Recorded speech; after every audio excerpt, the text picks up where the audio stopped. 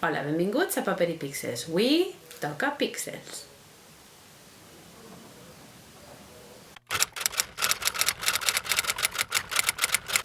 Vaig descobrir fa un temps el canal d'Helena, vos deixo baix l'enllaç per si no el coneixeu encara, i si no el coneixeu encara ja esteu tardant perquè fa uns vídeos genials, i a banda que a mi m'agrada molt com ho fa i com s'explica i les coses que explica, vaig descobrir amb el pas dels vídeos que ella i jo teníem uns gustos bastant comuns en literatura, i ja em fia d'entrada de si ella diu que un llibre li ha agradat molt, probablement sé que a mi també m'agradarà. El cas és que vaig veure un dia que feia un vídeo d'un llibre que es deia Rites Funeraris, de Hannah Kent, i em va picar molt la curiositat. Vos deixo baix el seu vídeo. Ella ja fa una ressenya bastant bona i explica molt bé d'on parteix la idea del llibre, perquè és una investigació d'un cas real, i el cas és que em pica suficient la curiositat per a llegir-lo. Jo, com que ella ja ho explica suficientment bé, jo avui vull tractar uns aspectes diferents del mateix llibre. Vos recomano que primer mireu el vídeo d'Helena i després veieu el meu. És un llibre que, com molt bé explica ella, parteix d'una investigació d'un cas real que després s'ha novel·lat. És, com diu ella, una biografia especulativa, que és un terme que m'ha agradat bastant.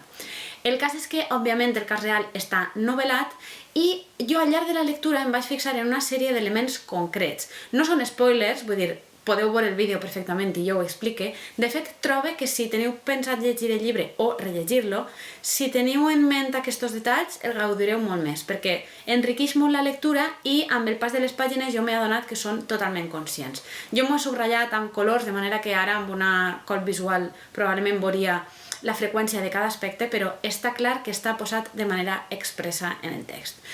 És una autora molt jove, crec que és la primera novel·la que fa, no n'estic segura, però el cas és que a mi m'ha agradat molt com escriu, com explica les coses. M'ha fet sentir-me en l'escena. També he de dir que és un llibre que passa en un país nòrdic, en hivern, es parla molt de la neu, del fred, i jo me l'he llegit en dies de fred. De fet, hi havia dies que estava en el carrer esperant a l'autobús, per exemple, o esperant a la meva filla a la porta de la guarderia i anava llegint un poc amb el Kindle,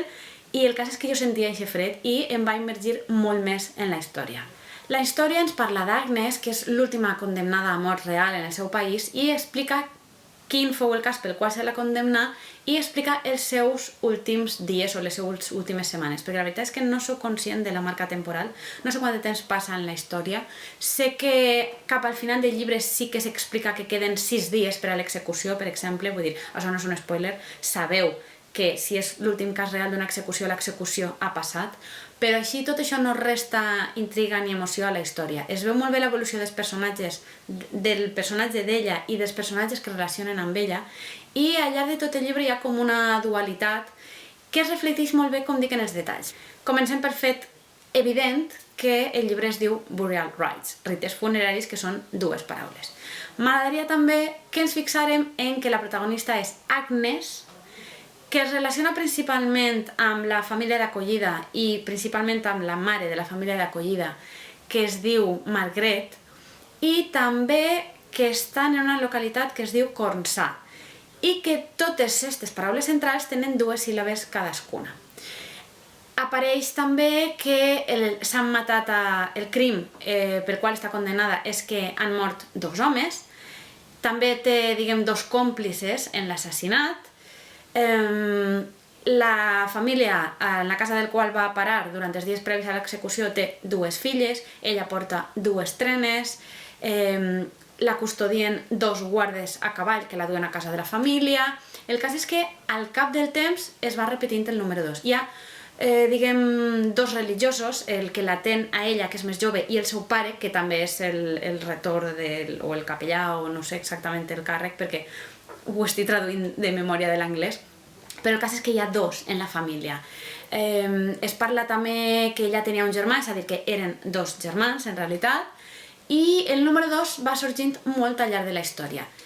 No és aleatori perquè hi ha tota la història una dualitat entre el bé i el mal,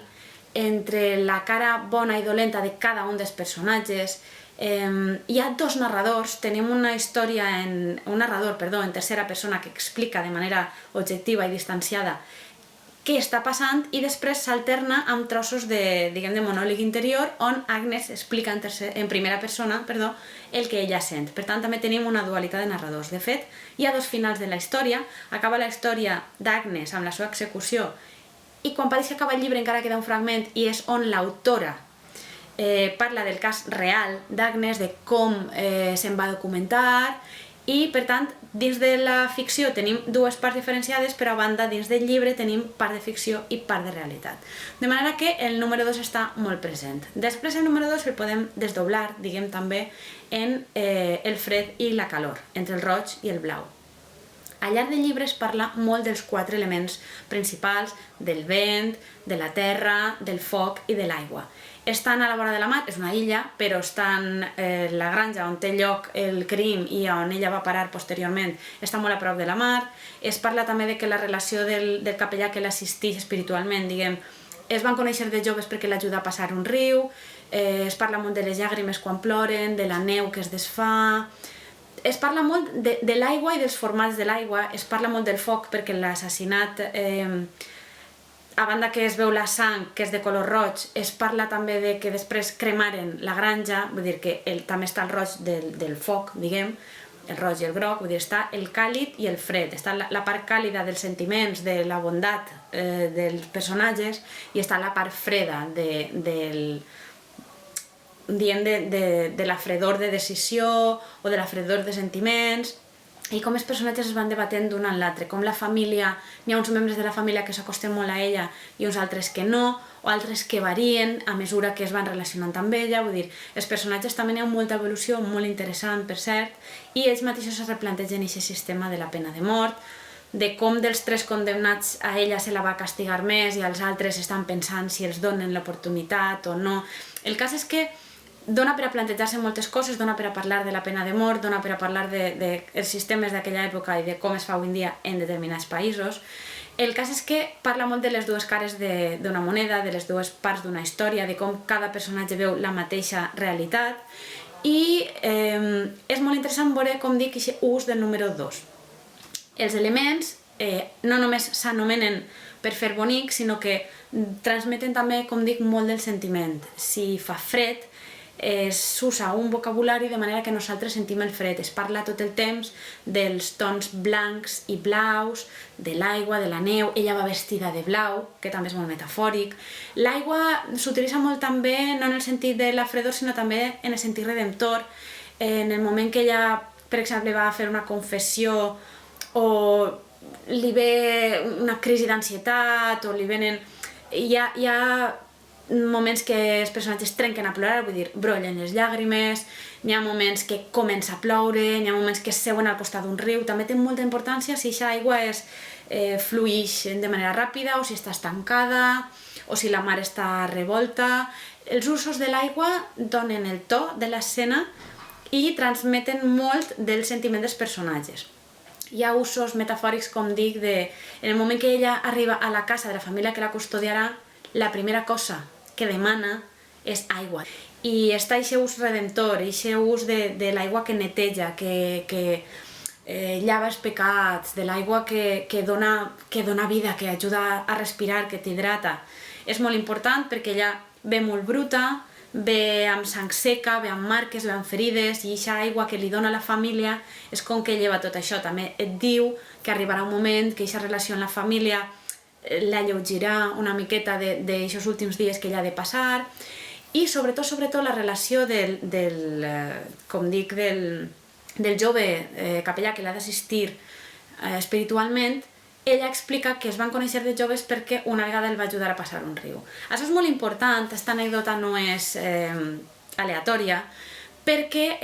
està el personatge clàssic, grec clàssic de la mitologia grega, que és Caront. Caront ajudava a les ànimes a passar el riu. Diem que era com passar de la vida a la mort, era aquest pas, aquest purgatori, el que fora, perquè els grecs no tenien purgatori grec. I el personatge de Caront l'utilitza Dante, per exemple, en la Divina Comèdia, agafa aquest personatge grec i també l'utilitza per al mateix, per ajudar a les ànimes a passar a l'altra banda, a passar de la vida a la mort. Ajuda a aquests esperits que estan vagant o a aquestes persones vives que volen contactar amb els morts. El cas és que és qui ajuda. I el riu és com aquesta divisió entre la vida i la mort, i així és molt important que ell crec que es diu Toti, perquè és que apareix la seva abreviatura i el seu nom complet, Toti, que és el capellà, l'ajuda a ella de jove a passar el riu. És a dir, que en última instància, quan es tornen a retrobar, l'ajudarà a fer aquesta transició de la vida a la mort. I de la mateixa manera que li agafa la mà i l'ajuda a passar físicament un riu, després li agafa la mà i l'ajuda a fer la transició de la vida a la mort. És molt interessant, el capellà també es posa malalt en algun moment i t'expliquen que té moltes suors fredes, vull dir que torna al fred, torna l'aigua, torna al líquid, també té molta febre, vull dir, torna també la calor i el roig, vull dir, es parla tot el temps, n'hi ha descripció d'aixos colors, n'hi ha una escena que jo recordo que es parla de, apareixen paraules com blanc, fantasma, núvol, neu, vull dir que balla tot el temps, tot el vocabulari dona uns colors. És com veure una pel·lícula i tindre un filtre molt exagerat d'un color càlid o d'un color fred. Ara, per exemple, hi ha pel·lícules que abusen moltíssim dels filtres i no els utilitzen per a donar un sentit, sinó perquè volen una estètica. Però sí que de vegades aquests filtres visuals han de tindre un efecte en l'espectador, han de transmetre alguna cosa. I la prosa, la manera d'escriure de Hannah Kent, a mi m'ha agradat molt perquè m'ha transmès tot el temps què sentien els personatges, jo he sentit el que sentien els personatges i m'he trobat molt en l'escena. És a dir, he sentit fred, he patit, he plorat, m'he preocupat, he passat calor, m'he sufocat, m'ha entrat ansietat, no literalment ansietat i plor, però el cas és que sí que he estat molt en aquest extrem d'aquestes sensacions, està molt explicat. També suposa que té a veure que m'he posat molt en l'escena, com he dit, de vegades llegia quan feia fred i estava al carrer i feia molt de vent, sobretot recordo un dia que encara no duia la jaqueta grossa d'hivern i vaig passant molt de fred i se m'estava calant el vent gelat per entre la roba i jo estava llegint que ella estava allà, que el vent li estava movent els cabells i la roba i que estava passant moltíssim de fred i jo sentia el que sentia el personatge. Vos deixo també enllaçat baix, per si de cas no recordeu o no l'heu vist el meu vídeo sobre fer una guia per a llegir un llibre que parlava precisament d'això, vull dir, si voleu recomanar a algú, jo recomano que aquest llibre ha de ser llegit en hivern, perquè sentireu molt més el que senten els personatges en aquestes escenes. El vaig llegir també molt per la nit, el seguia amb el mòbil, perquè ahir el Kindle, el meu no està il·luminat, quan la meva filla estava a punt de dormir-se, mentre ella anava dormint, jo anava avançant un poc capítols, i el fet d'estar també molt de silenci, molta foscor, també em transmetia aquesta soledat del personatge, aquest aïllament del personatge, perquè a banda de ser ella aïllada en el sentit que la resta de moment no la comprenen, no saben què ha passat i ella sola porta aquest pes, a banda estem parlant que estan en una illa, que està aïllada, separada de la resta del món, de països, de tot. El cas és que jo m'he immergit molt en aquesta història, m'ha agradat molt, he descobert l'autora, haurem de veure què tal si fa altres novel·les com són, però el cas és que li vull donar les gràcies a l'Elena perquè m'ha encantat. Si ja el coneixíeu o no el coneixíeu, si l'heu vist en el canal de l'Elena o en qualsevol altre canal, si ja el coneixíeu o no el coneixíeu, si l'heu llegit o si no l'heu llegit, o si us interessa després d'haver vist com n'he parlat jo del llibre, o si voleu rellegir-lo, fixant-vos en els detalls que jo acabé d'explicar, deixeu-m'ho com sempre en la secció de comentaris.